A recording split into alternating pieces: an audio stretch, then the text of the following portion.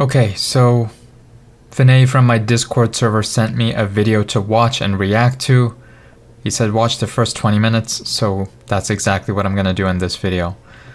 Let's see the video. This is Vinay right here.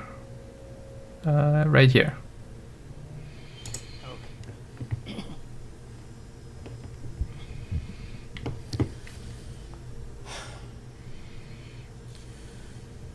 Om Sahana Vavatu Sahana Te Bhavati. Very good. Nice to see you all. And glad to have all the students joining us online. This is our next session of the advanced meditation. I think we missed last month. There are so many ways to practice Nididhyasana. It's like prayer. How many ways are there to pray? As many people as there are that many ways to pray. So what I'm trying to do in these sessions is to give you ideas on how you can practice Nididhyasana.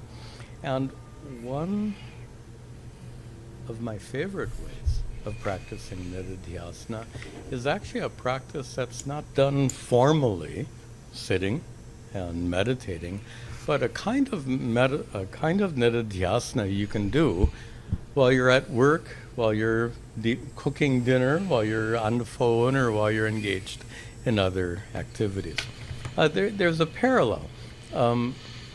Karma yoga is basically taking prayer with you throughout the day. And so I'd like to describe to you a particular practice of taking Atma Vichara and Nididhyasana with you throughout the day. And this is not something I've invented, it's something that's done regularly, but it is an advanced practice, which is why we're doing it here.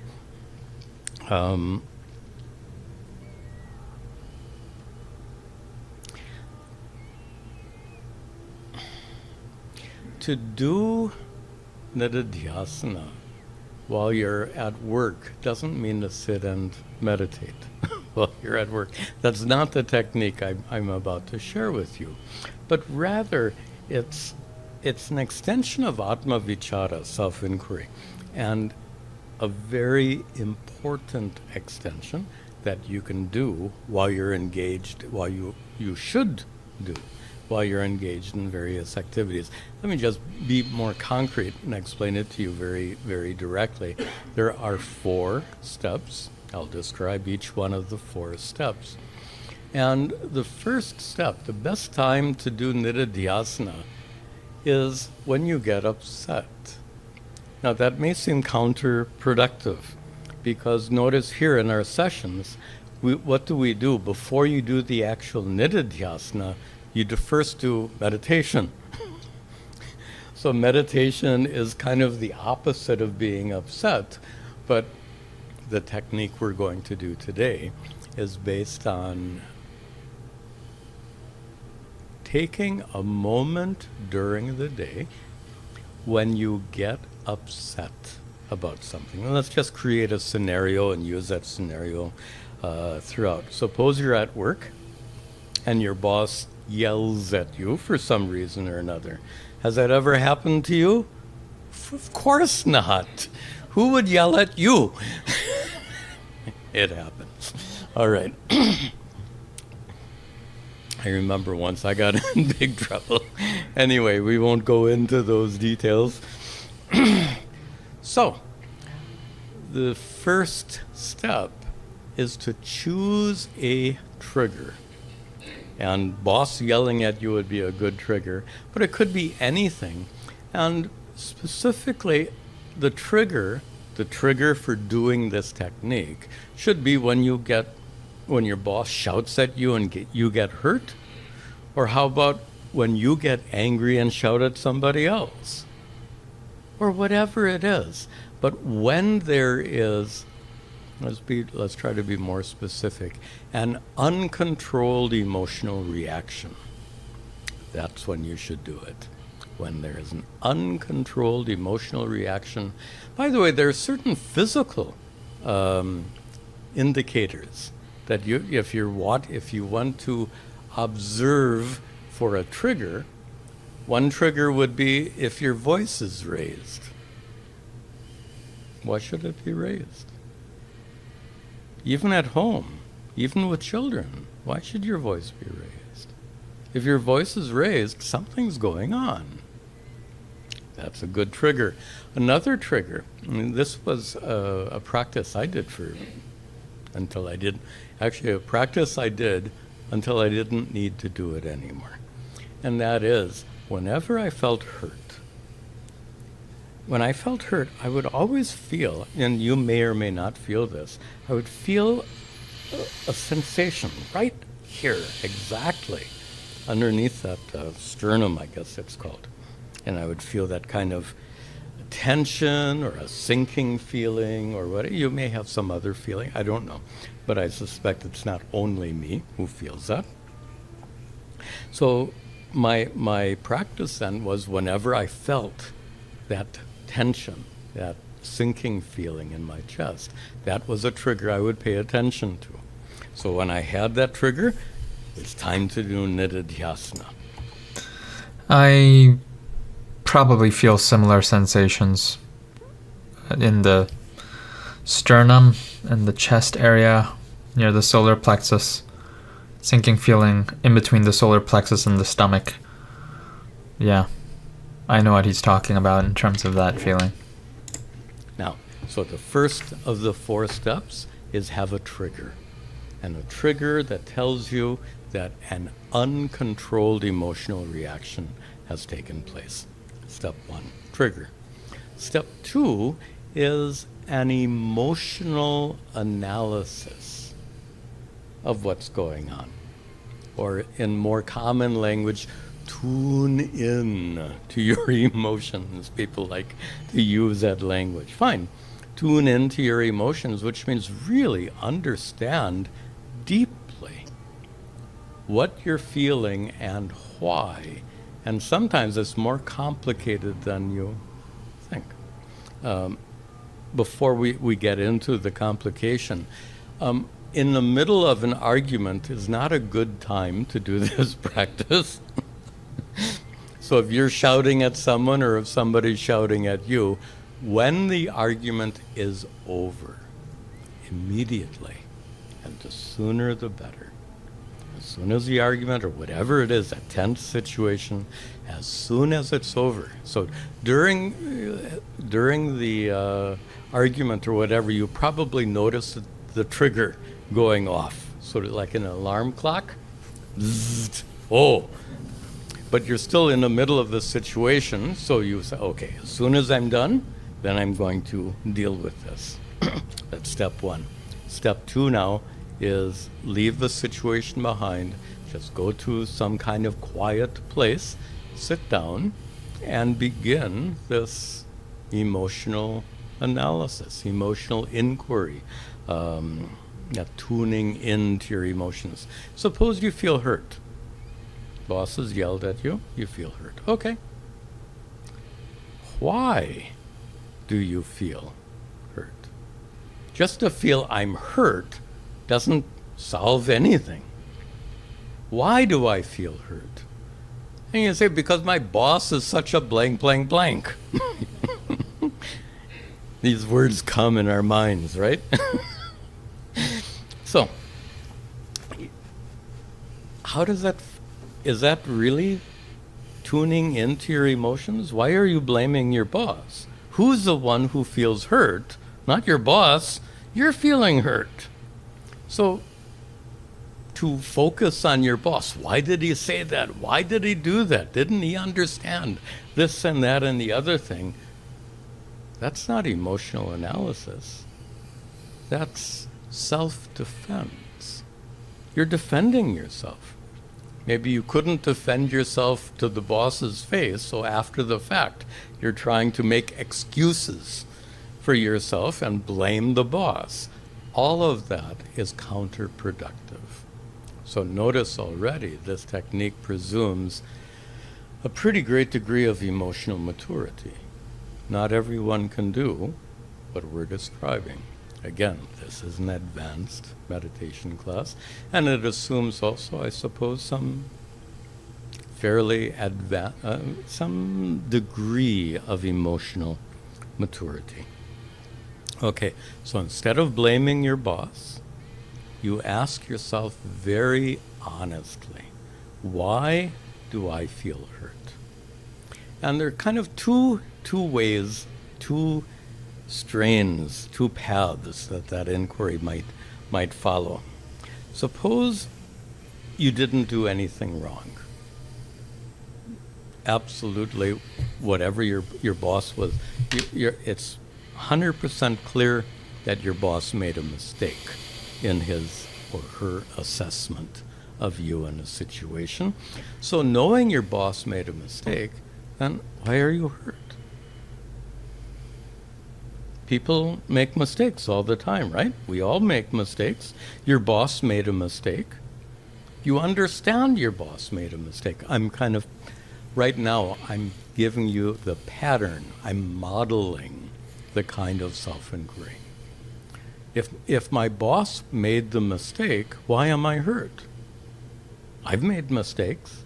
I've shouted at people because I've made a mistaken assessment. So if he's in the wrong, then, and I know I'm okay, I know I'm in the right, then why am I hurt? Then next step. Oh, he seems to doubt my capabilities. He seems to think I'm not a good employee, I'm not a good worker, I'm not intelligent, I'm not good enough. This is what it comes down to. If my boss is yelling at me unfairly, he must think I'm not good enough.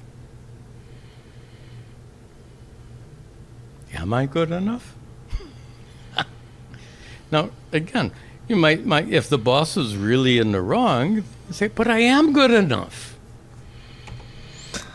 If I'm closing my eyes, it's because I'm a little tired. And this guy's voice is relaxing. So if I'm good enough, then why do I feel hurt? That's interesting.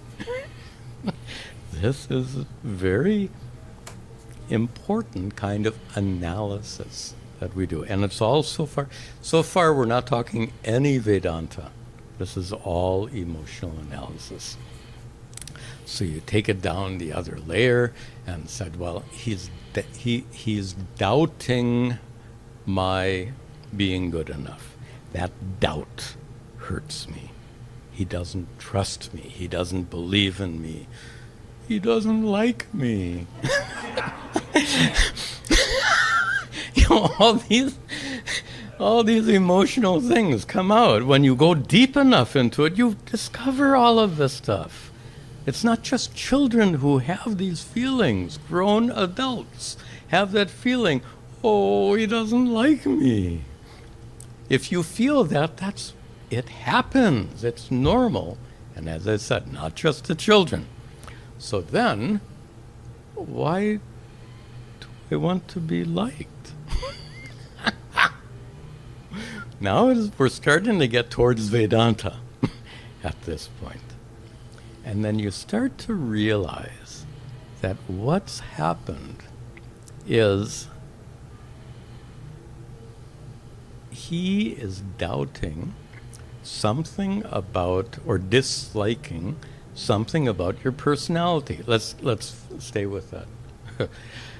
He doesn't like me. Why? There's some trait I must have that he doesn't like. What trait? Another layer down. But at some point, we have to start flipping from this emotional analysis to a Vedantic analysis. I think you get the idea that emotional analysis is like going down a rabbit hole. It just keeps going and going, but it's important. Notice we started with a boss yelling at you and feeling hurt, and now you've drilled down, so to speak, in a situation to the extent that you get it. There's something about me that my boss doesn't like. Leading it, there's something wrong with me. All of this is emotional, all of this is psychological. Now, let's make the switch from emotion to Vedanta. So step 1 was trigger. Step 2 was the emotional analysis we've just completed. Now step 3. And we'll start with that. There's something wrong with me. Wait a minute. Nothing wrong with Satchidananda Atma. So I know through these teachings, again, advanced technique presumes a lot of Vedantic understanding prior to this practice.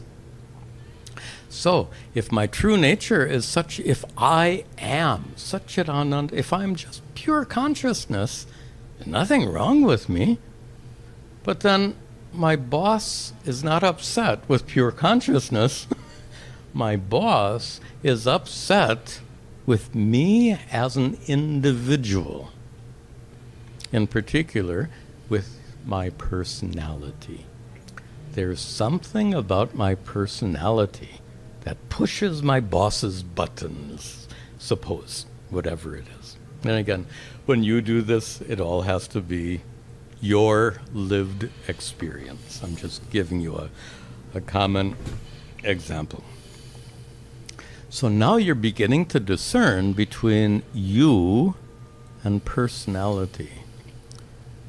And if these teachings of Vedanta have gone in deeply enough, you know that personality is something you possess. It's external to you. It's a little bit like clothing. You are covered, so to speak, by your personality. By the way, if you remember studying the Pancha Kosha, we're talking about Manomaya Kosha. That's personality. So this is an as-though covering to Atma.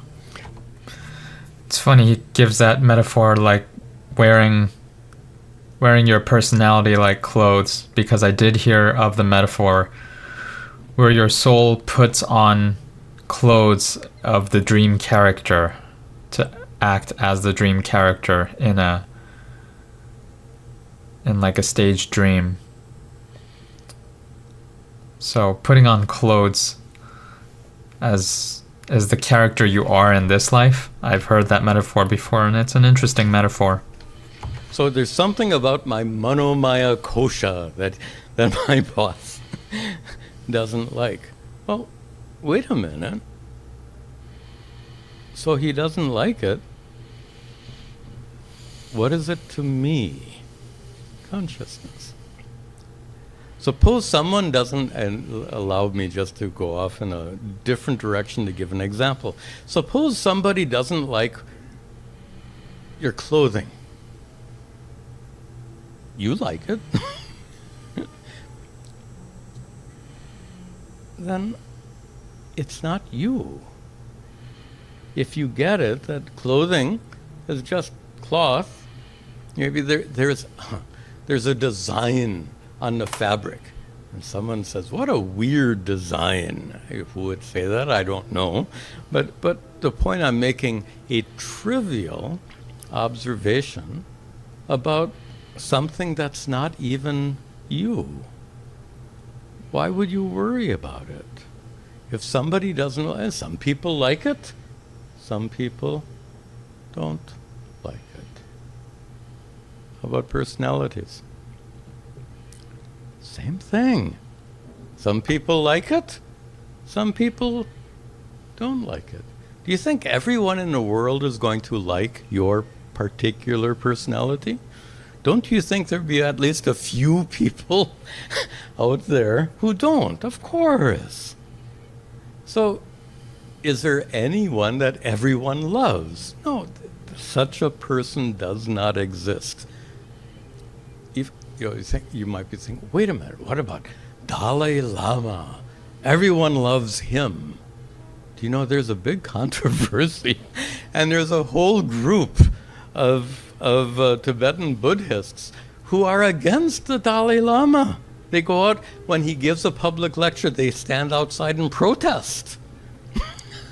So even everyone doesn't like do you think the Dalai Lama feels, oh, they don't love me? Yeah, that's what this is a point we're coming to. So they don't like something about your personality, but you are not that personality. The Dalai Lama is not going to feel hurt because there are Tibetan Buddhists protesting his public program. In the same way, if these teachings of Vedanta have really gone in for you, and you understand that some people can take exception with certain traits of your personality, and it's perfectly okay because some people will like it, some people won't like it. That's nature. And then last step, as we're still in step 3, last step is this. Okay, so he doesn't like some trait about my personality, and I know that I am independent of that personality. Then why am I hurt? Because there is lingering identification with that personality. In other words, that I am pure consciousness hasn't sunk in 100%. I still feel intimately associated with that aspect of my personality. Dehatma buddhi, lingering identification, which is exactly what Nididhyasana is meant to address. Okay, so you recognize, that's why I felt hurt. I felt hurt because of this lingering identification with my personality. And let me say here that whatever is the situation, could be a zillion different situations, you getting angry, the other person getting angry, you getting hurt, whatever it is, but you're always going to end up at the same place. Lingering identification with your personality, with your mind, with your body, whatever. It's all, that's what Nididhyasana is for, right? The purpose of Nididhyasana is to overcome this lingering identification. And we've had that discussion in prior sessions. We won't go further now. So before we move on to step 4, let's review. Step 1, trigger some uncontrolled emotional reaction. Step 2 is of thorough emotional analysis. Step 3 is a Vedantic analysis. We're leading you to recognize that the emotional reaction was the result of lingering identification with your body, with your mind, with your emotions, with your role as a engineer or doctor or whatever is your employment, whatever it is. So whatever is the situation, there's a trigger, emotional analysis, Vedantic analysis, leading you to recognize the lingering presence of some kind of identification. Now, step 4. Step 4 is having recognized the lingering identification. Step 4 is then to, and the best term I can think of is to rest in yourself. To rest in yourself means to detach from whatever it is you are identifying Sorry about the loud noise. My neighbor is running some generator or something like that. It's really loud outside. with, and be who you are. To be identified with, detach from whatever it is you are identified with, and be who you are. To be who you are is to be pure consciousness. Of course, you already are pure consciousness, so you need to come home, so to speak, and rest in your true self. And formal meditation is the best way to do that. So step 4 is meditate. And meditate specifically to come home, to rest in your true self, to appreciate that you are Satchidananda Atma, and everything else is external to you. Your boss is external to you, your clothes, your body, your personality, everything about your mind and intellect, all of that is the outer trappings of being a human being, but your essence is Satchidananda Atma, pure consciousness. That's step 4. So, again, the 4 steps: trigger, leading to emotional analysis, leading to Vedantic analysis, and final recognizing the lingering identification, and finally, the 4th step: come home, rest in yourself, practice meditation. Now, this 4th step, it might not be convenient to do it with steps 1, 2, and 3. Steps 1, 2, and 3, the best time to do it is as soon as possible. Whenever you got triggered, then if you can do it immediately after, that's ideal. If you can do it several hours later, that's fine. If you do it in the evening, that's fine. But the sooner you do it, the more effective it will be, because it's all fresh in your mind, so to speak.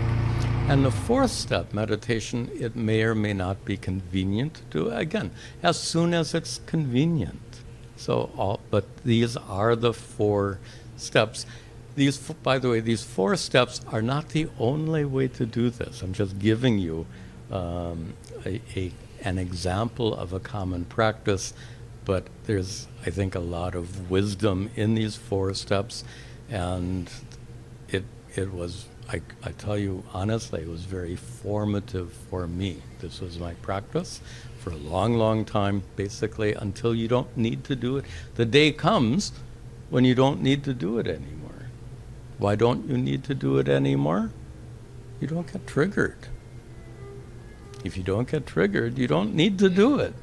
It's like any kind of practice, you need to do it when you need to do it. When the need goes, like you're taking medicine. How long do you take the medicine? Until the problem goes away. If you're going on a diet and doing exercise, how long to do exercise is different. But you're going on a diet, how long to do the diet? Because we're supposed to exercise all the time, right? Okay.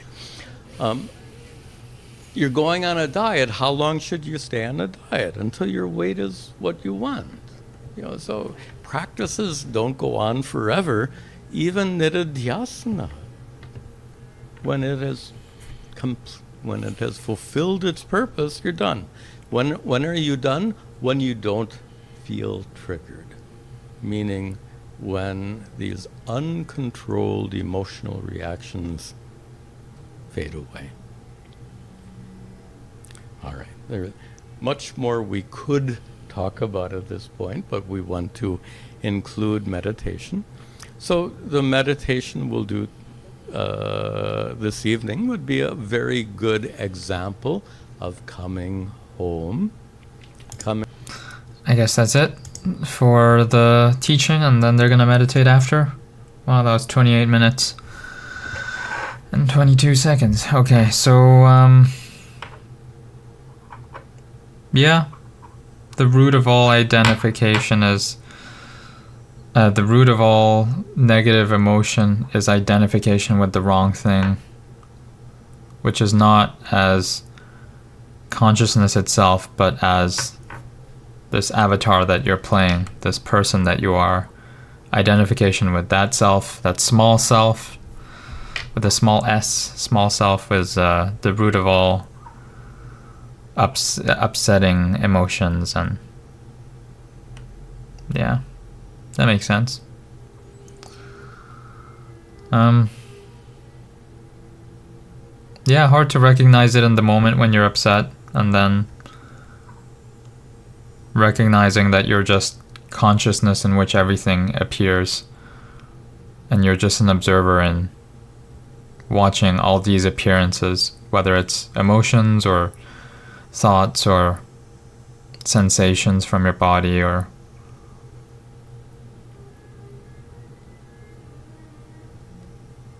this identification with being this person. Hard to recognize that in the heat of a moment, but gets easier the more you practice, I guess.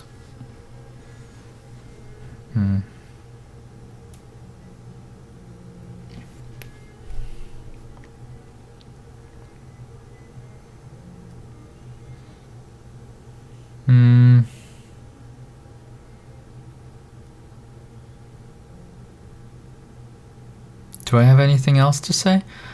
I think that's about it. Thanks for sending the video, Vinay. Just recognizing that you are not the self of this person, but the awareness observing everything is a good reminder to stay non-triggered in triggering situations. So, good teachings. All right, I'll see you in the next video. 1% better every day, baby.